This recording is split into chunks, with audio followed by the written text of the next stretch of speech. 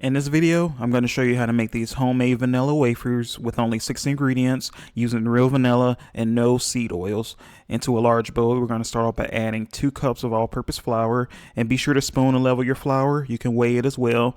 Next, you're going to add 1/4 teaspoon of baking powder, and then you're going to whisk the baking powder and flour together until they're well combined.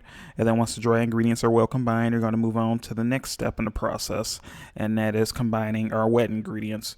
So in a separate large bowl, you're going to start off by adding to the bowl 1/2 cup of melted unsalted butter.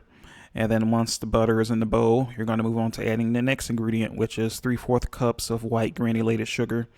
And once the sugar is in there, you're going to whisk it together with the butter for 1 to 2 minutes until it's well combined and has the consistency of applesauce. And then once that's done, you're going to move on to adding the next ingredients. So now we're going to add 2 extra large eggs to the bowl.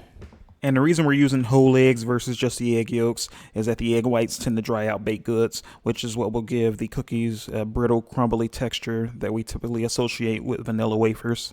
And you're going to whisk the eggs together with the other wet ingredients for around 30 to 60 seconds until they're well combined. And then you're going to add 1 tablespoon of vanilla extract. And you're going to do the same thing. You're going to whisk the vanilla extract with the other wet ingredients as well for an additional 30 to 60 seconds. You can certainly use bean paste in place of the extract, but it will make for a slightly thicker consistency, so you may have to add a dash of milk to account for that slightly thicker consistency. And now we're going to move on to combining the wet and dry ingredients. Now, often you'll see folks put the dry ingredients in the bowl with the wet ingredients. I like to be different, and I do it the opposite way. I put the wet ingredients in the bowl with the dry ingredients, but there's no right or wrong way to do it. And I'm just going to fold the wet and dry ingredients together until they're just combined.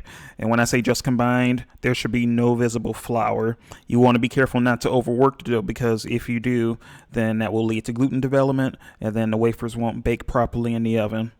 And I'm just using this other spatula here to scrape the excess dough off of the spatula I used, and I placed it back into the bowl. And now I'm going to move on to the next step in the process. So I have a cookie sheet here lined with parchment paper. I recommend you line it with parchment paper as well. And I'm using a 1 teaspoon cookie scoop in order to place the dough onto the cookie sheet. You can also transfer the dough into a piping bag or an icing tube in order to place it on the cookie sheet as well. And then once that's done, you're going to bake the dough in a preheated oven at 350 degrees Fahrenheit for around 10 to 15 minutes. And once it's done, you're going to remove the wafers from the oven and allow them to cool for around 10 minutes. As I'm sure you're wondering, these will go great with banana pudding. And for a shameless plug, you can check out my channel in order to try the best banana pudding from scratch you've ever had.